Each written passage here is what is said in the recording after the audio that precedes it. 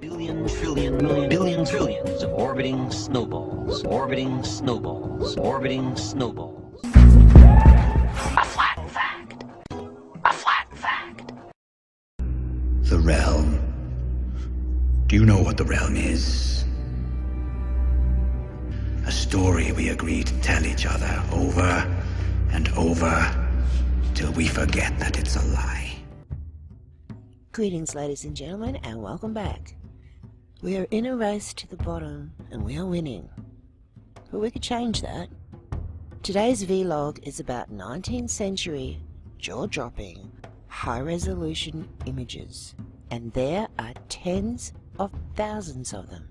Would you believe this 19th century photograph is 3.2 meters wide and 1 meter high, and weighs in digitally at a whopping 3,000 megabytes. If you find this hard to believe, you wouldn't be alone. When the experts from Australia contacted Unesco for World Heritage listing, the experts at Unesco also didn't believe that a photograph of this size could possibly exist. The 19th century photos were discovered in Australia in 2013, and from what I can find were only released to the public in 2017. I have many images from the 19th century that are incredibly crisp and sharp. Some of the images are so crisp and sharp that one could think they were photographed this morning. The resolutions I have of some of these photographs are higher than that of this video recording. This image of Dresden is particularly interesting. The clarity is amazing, and we see covered wagons in the street. Civil War photos that look like they were photographed yesterday.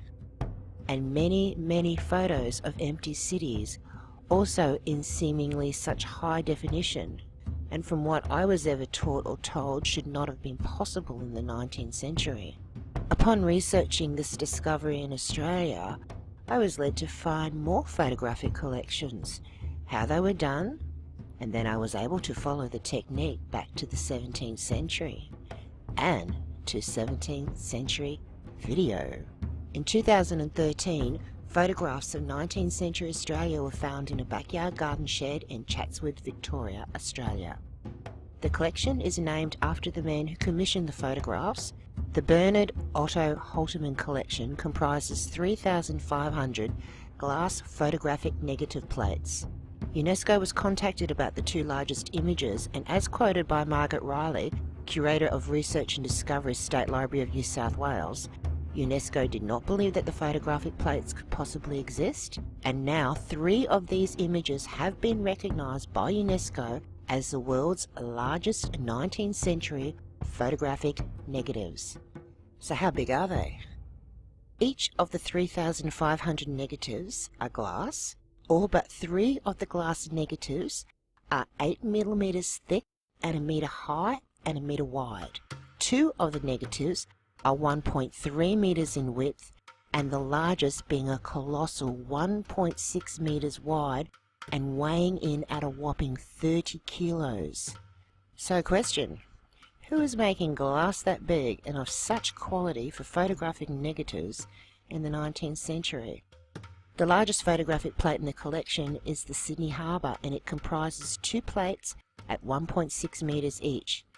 The image created is 20,000 pixels long, weighing in at about 3 gigabytes, which is 3,000 megabytes. I gather this would be an uncompressed TIFF file. Let's get a comparison. My Nikon P900 camera has a maximum file resolution of 16 megapixels, which creates a maximum JPEG file size of about 7 megabytes. So a 2-image panorama would weigh in about 40 megabytes in a JPEG file. So in an uncompressed TIFF file we could see at least 90 megabytes. And here we have, as a flat fact for all to see, a 19th century image at 3,000 megabytes. Holterman took some of the photographic plates on tour overseas, and his entries in photographic expositions won a bronze prize in Philadelphia in 1876, and then a silver in Paris in 1878. So obviously there were photographic competitions at the expositions, which is similar to today.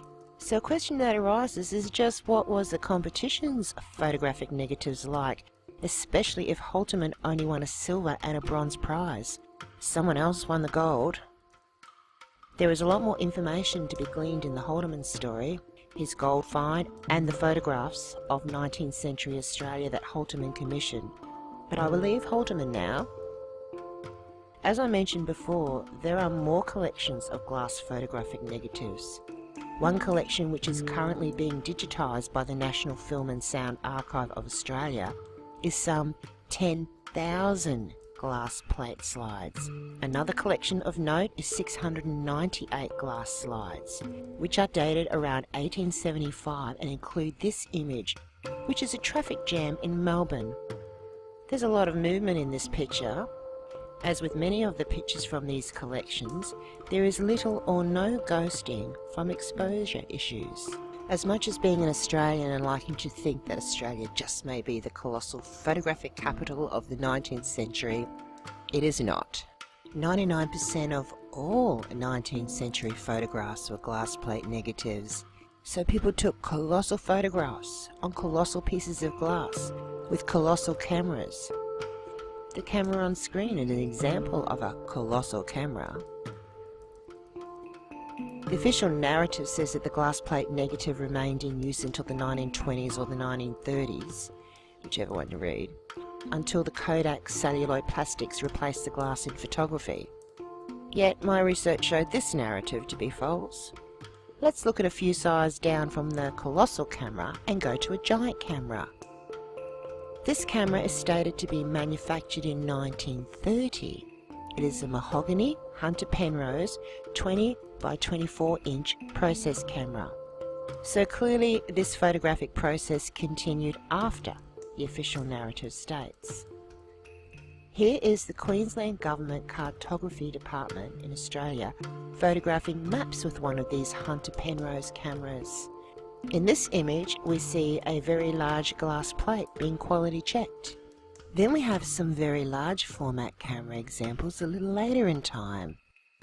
Here is Margaret Burke White, Grant Williams, and I was unable to identify this gentleman.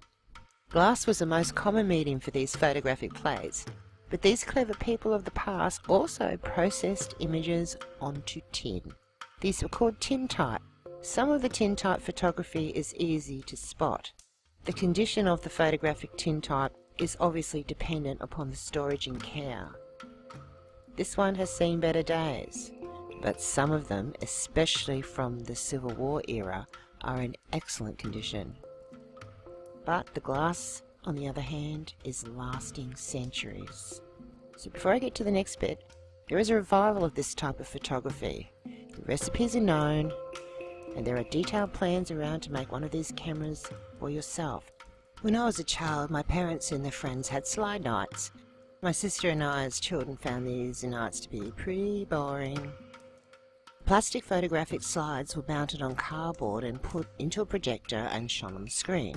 This is how these 19th century giant images were also seen. They were mounted and viewed through a 19th century projector. Let's see some examples. Oh, if you've been researching the 19th century mudflood and hidden history, you would have seen many images like this. Some you see with parts of the mounting visible. Sometimes the glass is cracked. So how long have the image slides been around? Well, the mid-19th century is stated as the official narrative, as the official creation of photography. These glass slides have been around a lot longer. Phantasmagoria was a form of horror theatre that used one or more backlighted glass slides to project frightening images, especially of ghosts. It was very popular in Europe from the late 18th century well into the 19th century. The dictionary meaning for video as a noun states 1. The recording, reproducing or broadcasting of moving visual images. I'm going to bypass the 18th century and go further back in time to the first broadcasting of moving visual images. 17th century Dutch scientist Christian Huygens is widely accepted by the mainstream narrative as the true inventor of this technology. This Dutch scientist is also given credit to discovering a great many things in history. I thought I'd just list a few here. Titan, explanation of Saturn's rings, centrifugal force, collision formula, Hewan's Fresnel principle, wave theory, Hewan's engine, which is a gunpowder engine, birefringence, and Hewan also invented the pendulum clock in 1656. He was a very, very busy man. I think his story needs a closer look at. In his writings, Christians initially referred to this technology as la lampe and la lantern, but in the last years of his life he used the then common term lanterna magica, and this is the term these images are known by today, the magic lantern. The earliest slides for magic lanterns consisted of hand-painted images on glass, projected by showmen telling stories about the images that were projected.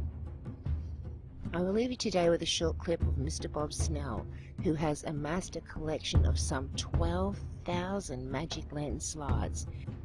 It's an interesting little story, and what he says about the colour technique I thought was quite curious. Thanks for listening. Catch you next time.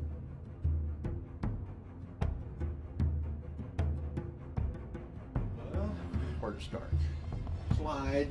Slides under there, slides there, slides over there, slides in here. Oh, I found them all over the country as I traveled around and different antique collector shows and whatever. Now, this probably wouldn't impress anybody nowadays. However, you go back 100 and some odd years ago, and when you saw something like that on the screen, moving in color, everybody was, oh, ah. Usually you would start a show with one of these. And so it just, what they did back then was unbelievable. It's not always this messy, sometimes it's worse. I've got so many projects going, but I don't have time to get bored. I did all my coming attraction slides.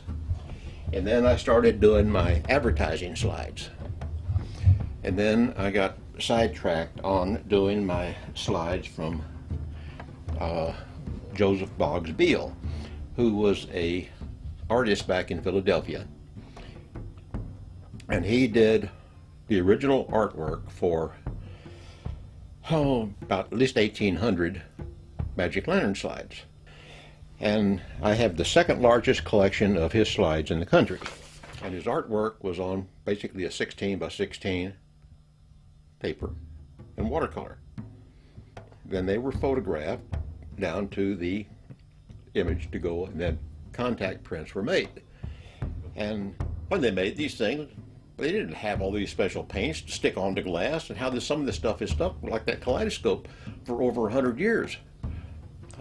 And a lot of these things were stored in garages, basements, barns, whatever, in all kinds of conditions. And it's just amazing how they have managed to survive.